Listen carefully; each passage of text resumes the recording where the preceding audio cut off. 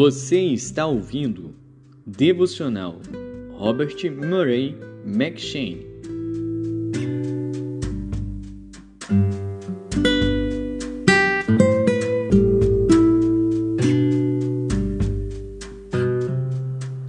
Números.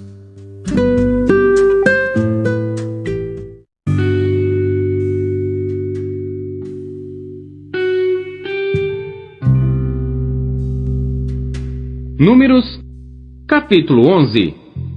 E aconteceu que queixou-se o povo, falando que era mal aos ouvidos do Senhor.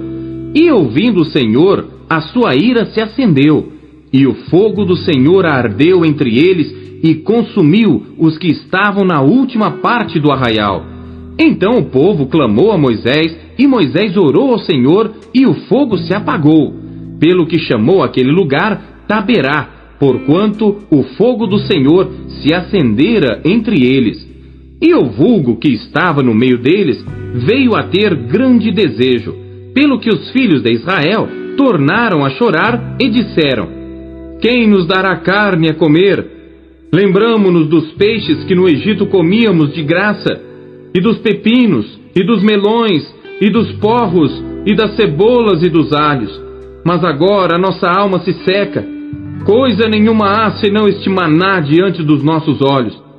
E era o maná como semente de coentro, e a sua cor como a cor de bidélio.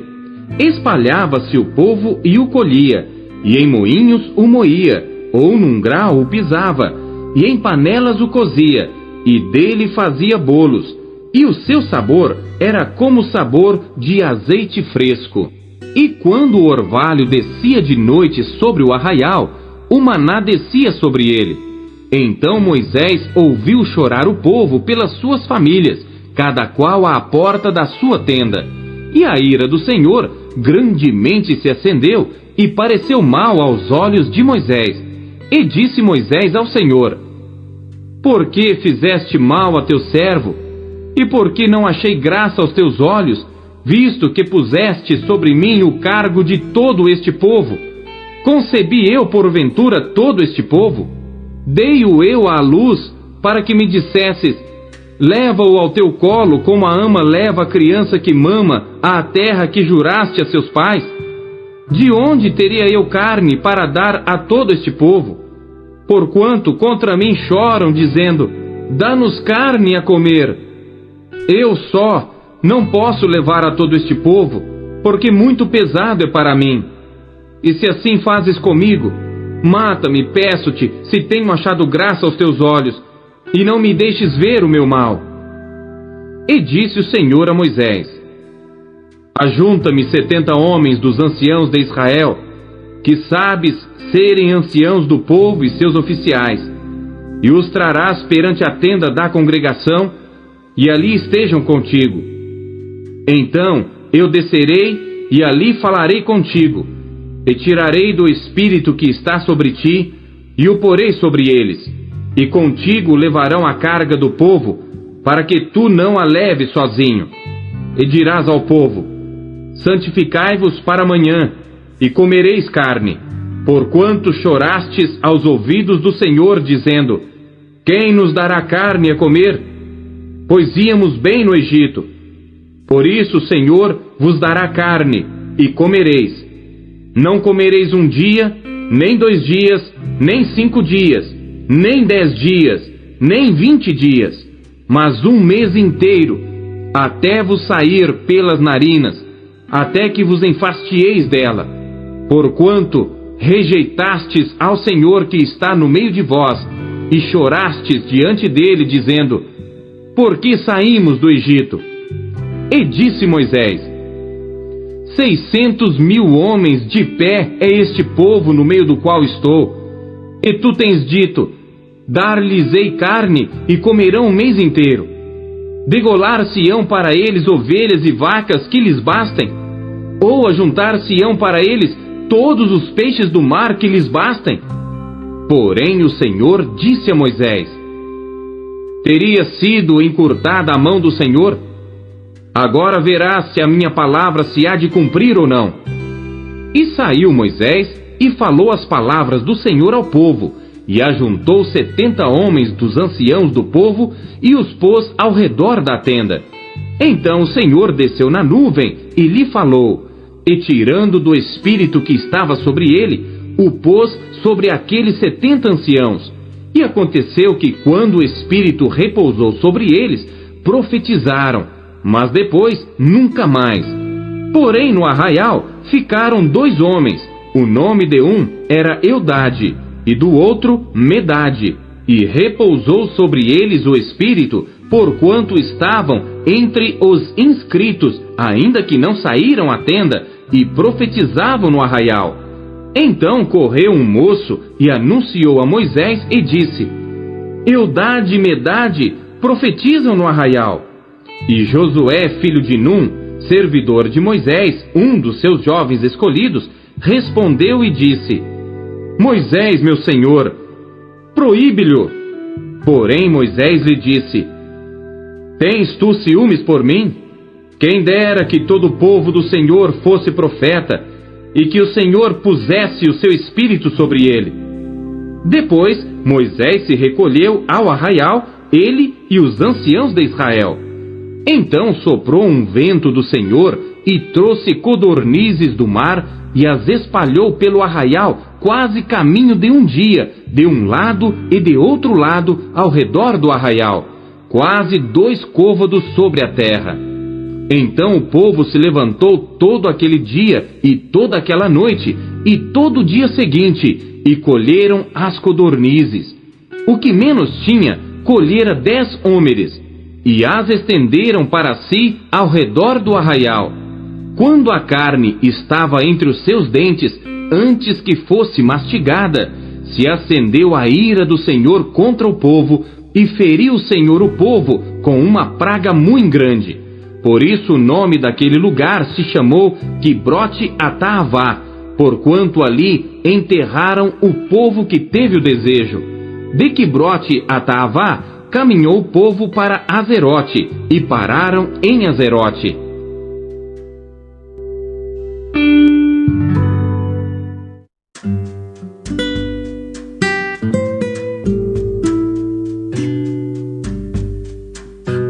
Salmos.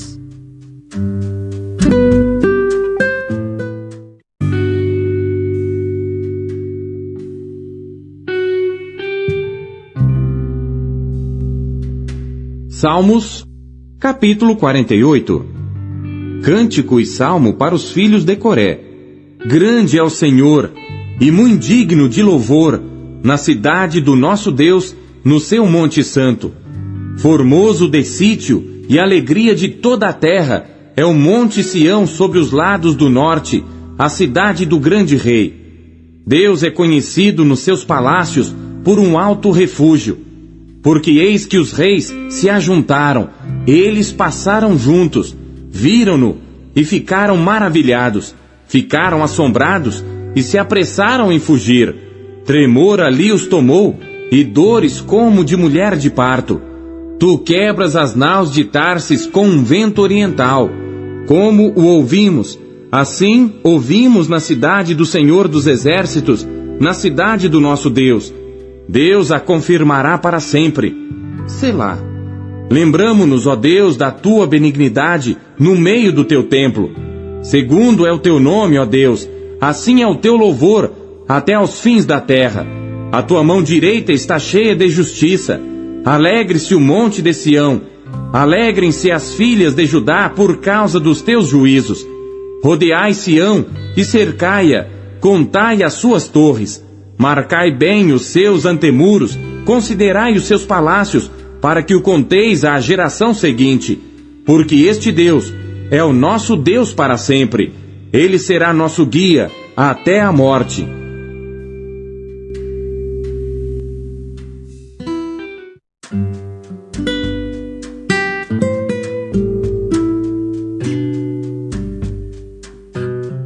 Isaías.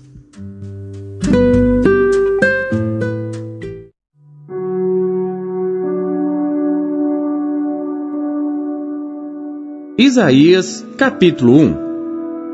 Visão de Isaías, filho de Amós, que ele teve a respeito de Judá e Jerusalém, nos dias de Uzias, Jotão, Acás e Ezequias, reis de Judá. Ouvi, ó céus, e dá ouvidos tu, ó terra, porque o Senhor tem falado. Criei filhos e engrandeci-os, mas eles se rebelaram contra mim. O boi conhece o seu possuidor, e o jumento a manjedoura do seu dono. Mas Israel não tem conhecimento, o meu povo não entende. Ai, nação pecadora, povo carregado de iniquidade, descendência de malfeitores, filhos corruptores. Deixaram ao Senhor, blasfemaram o Santo de Israel, voltaram para trás. Por que seríeis ainda castigados, se mais vos rebelaríeis? Toda a cabeça está enferma, e todo o coração fraco, desde a planta do pé até a cabeça. Não há nele coisa sã, senão feridas e inchaços e chagas podres não espremidas, nem ligadas, nem amolecidas com óleo. A vossa terra está assolada, as vossas cidades estão abrasadas pelo fogo. A vossa terra, os estranhos a devoram em vossa presença, e está como devastada, numa subversão de estranhos. E a filha de Sião é deixada como a cabana na vinha, como a choupana no pepinal, como uma cidade sitiada. Se o Senhor dos exércitos não nos tivesse deixado algum remanescente, já como Sodoma seríamos, e semelhantes a Gomorra. Ouvi a palavra do Senhor, vós poderosos de Sodoma. Dai ouvidos à lei do nosso Deus, ó povo de Gomorra. De que me serve a mim a multidão de vossos sacrifícios, diz o Senhor? Já estou farto dos holocaustos de carneiros e da gordura de animais cevados. Nem me agrado de sangue de bezerros, nem de cordeiros, nem de bodes. Quando vindes para comparecer perante mim, quem requereu isto de vossas mãos, que viesseis a pisar os meus átrios? Não continueis a trazer ofertas vãs. O incenso é para mim abominação, e as luas novas, e os sábados, e a convocação das assembleias. Não posso suportar iniquidade, nem mesmo a reunião solene. As vossas luas novas, e as vossas solenidades, a minha alma as odeia. Já me são pesadas, já estou cansado de as sofrer. Por isso, quando estendeis as vossas mãos, escondo de vós os meus olhos, e ainda que multipliqueis as vossas orações, não as ouvirei, porque as vossas mãos estão cheias de sangue. Lavai-vos, purificai-vos, tirai a maldade de vossos atos de diante dos meus olhos. Cessai de fazer mal, aprendei a fazer bem, procurai o que é justo, ajudai o oprimido, fazei justiça ao órfão, tratai da causa das viúvas. Vinde então e argui-me, diz o Senhor. Ainda que os vossos pecados sejam como a escarlata, eles se tornarão brancos como a neve. Ainda que sejam vermelhos como o carmesim, se tornarão como a branca lã. Se quiserdes e obedecerdes, comereis o bem desta terra. Mas se recusardes e fordes rebeldes, sereis devorados à espada, porque a boca do Senhor o disse.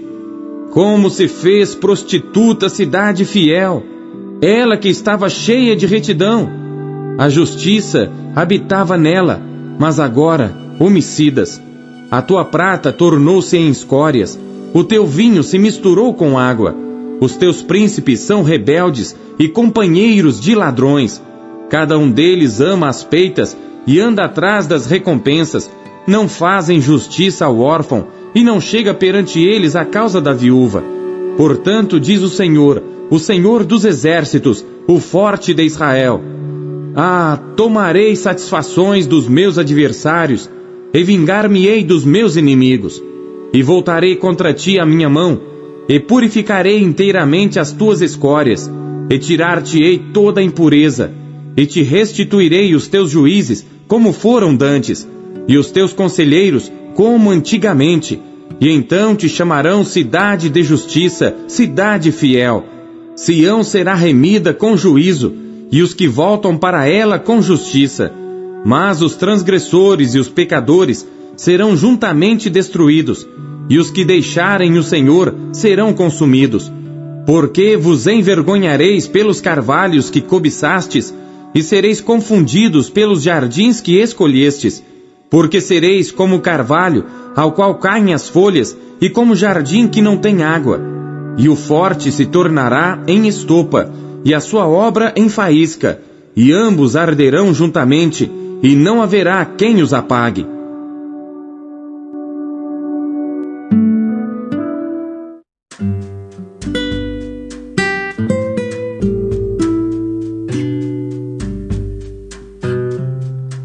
Hebreus.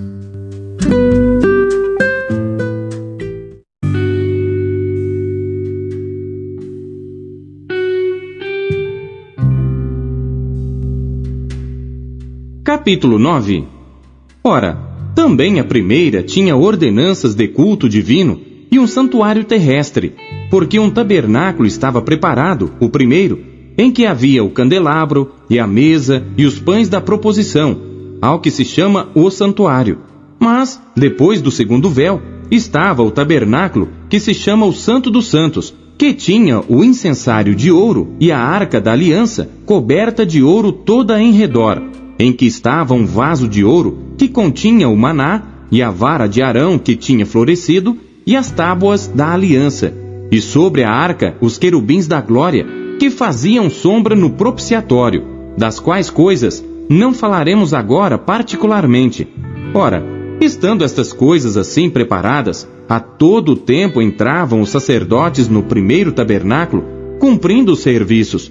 Mas no segundo, só o sumo sacerdote, uma vez no ano, não sem sangue, que oferecia por si mesmo e pelas culpas do povo, dando nisto a entender o Espírito Santo que ainda o caminho do santuário não estava descoberto, enquanto se conservava em pé o primeiro tabernáculo, que é uma alegoria para o tempo presente, em que se oferecem dons e sacrifícios que, quanto à consciência, não podem aperfeiçoar aquele que faz o serviço, consistindo somente em comidas e bebidas e várias abluções e justificações da carne, impostas até ao tempo da correção. Mas vindo Cristo, o sumo sacerdote dos bens futuros, por um maior e mais perfeito tabernáculo, não feito por mãos, isto é, não desta criação, nem por sangue de bodes e bezerros, mas por seu próprio sangue, entrou uma vez no santuário, havendo efetuado uma eterna redenção. Porque se o sangue dos touros e bodes e a cinza de uma novilha esparzida sobre os imundos os santifica quanto à purificação da carne, quanto mais o sangue de Cristo, que pelo Espírito Eterno se ofereceu a si mesmo, imaculado a Deus, purificará as vossas consciências das obras mortas para servirdes ao Deus vivo. E por isso é mediador de um novo testamento, para que, intervindo a morte para a remissão das transgressões que havia debaixo do primeiro testamento, os chamados recebam a promessa da herança eterna. Porque onde há testamento, é necessário que intervenha a morte do testador, porque um testamento tem força onde houve morte. Ou terá ele algum valor enquanto o testador vive? Por isso também o primeiro não foi consagrado sem sangue, porque havendo Moisés anunciado a todo o povo todos os mandamentos segundo a lei, tomou o sangue dos bezerros e dos bodes, com água, lã purpúrea e isope, e aspergiu tanto o mesmo livro como todo o povo, dizendo: Este é o sangue do testamento que Deus vos tem mandado. E semelhantemente aspergiu com sangue o tabernáculo e todos os vasos do ministério. E quase todas as coisas segundo a lei se purificam com sangue, e sem derramamento de sangue não há remissão. De sorte que era bem necessário que as figuras das coisas que estão no céu assim se purificassem, mas as próprias coisas celestiais com sacrifícios melhores do que estes. Porque Cristo não entrou num santuário feito por mãos, figura do verdadeiro, porém no mesmo céu, para agora comparecer por nós perante a face de Deus, nem também para si mesmo se oferecer muitas vezes, como o sumo sacerdote cada ano entra no santuário com sangue alheio. De outra maneira, necessário lhe fora padecer muitas vezes desde a fundação do mundo. Mas agora, na consumação dos séculos, uma vez se manifestou para aniquilar o pecado pelo sacrifício de si mesmo. E como aos homens está ordenado morrerem uma vez, vindo depois disso o juízo, assim também Cristo, oferecendo-se uma vez para tirar os pecados de muitos, aparecerá segunda vez sem pecado aos que o esperam para a salvação.